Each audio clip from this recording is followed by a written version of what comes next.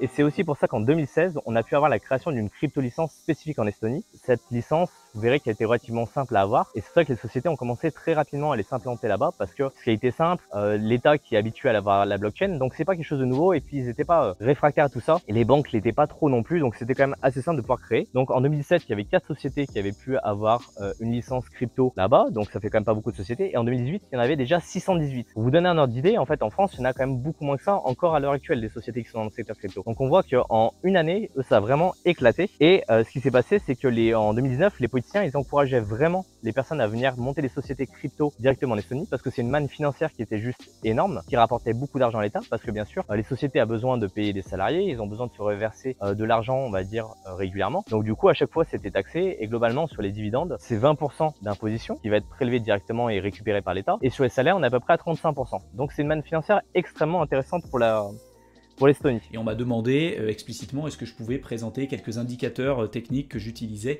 pour faire mes analyses long terme spécifiquement sur du Bitcoin. Et c'est vrai que même si j'en avais déjà présenté quelques-uns sur des vidéos précédentes, j'avais jamais fait une vidéo dédiée sur les outils que je pouvais mettre en place sur TradingView. Donc là, l'idée de cette vidéo, c'est de vous présenter 5 indicateurs que j'aurais présélectionnés pour vous. Bien évidemment, ça ne sera pas une liste exhaustive parce qu'à titre personnel, j'en utilise plein d'autres.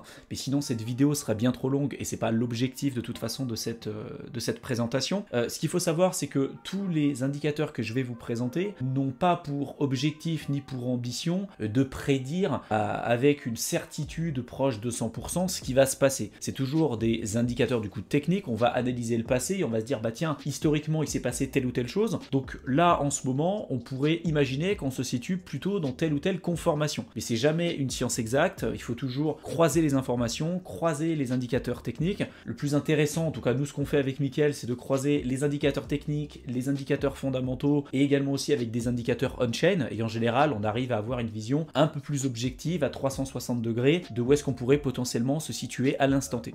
La grande question du jour, gamer console ou gamer PC? Je crois que j'ai plus touché de console hormis la Switch depuis la fin du collège, donc PC. Ok, bon bah déjà ça c'est une bonne chose, ça rassure beaucoup de monde. Tu viens du monde de l'informatique ou pas du tout? T'étais d'un autre domaine avant de rentrer dans la partie GameFi?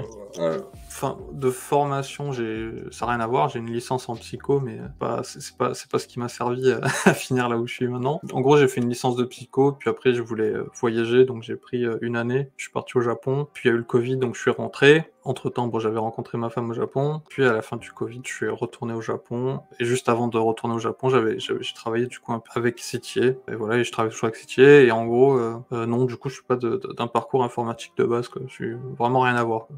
Dans le domaine des cryptos, il y a quand même des sites qui sont très connus, qui sont intercalés par les différents épisodes de halving pour le Bitcoin. Donc je répète rapidement ce que c'est le halving, c'est toutes les 10 minutes, en fait, les mineurs sont rémunérés par les frais qui ont été payés, qui ont été ajoutés sur chacun des blocs, plus les nouveaux Bitcoins qui sont mis en circulation. Sur les 4 premières années, on avait 50 Bitcoins qui étaient émis toutes les 10 minutes. Ensuite, les 4 années qui ont suivi, on est passé à 25, puis à 12,5, puis à 6,25, etc., etc. Jusqu'à arriver à un moment donné au nombre maximum de Bitcoin, donc 21 millions. Selon les estimations, ça serait dans les années 2140, peut-être un peu avant avec l'augmentation de la puissance de minage et de la puissance de calcul. En tout cas, on serait à peu près dans ces eaux-là. Et c'est vrai que ce qu'on remarque jusqu'à maintenant, c'est que les cycles sont quand même très connus. En tout cas, ils ont quand même été très reproductibles jusqu'à présent. On a en général 2 années de période haussière, une année de tendance baissière et puis une année d'accumulation. L'idée de cette vidéo, c'est plutôt de s'interroger en fait sur l'avenir de ces différents cycles.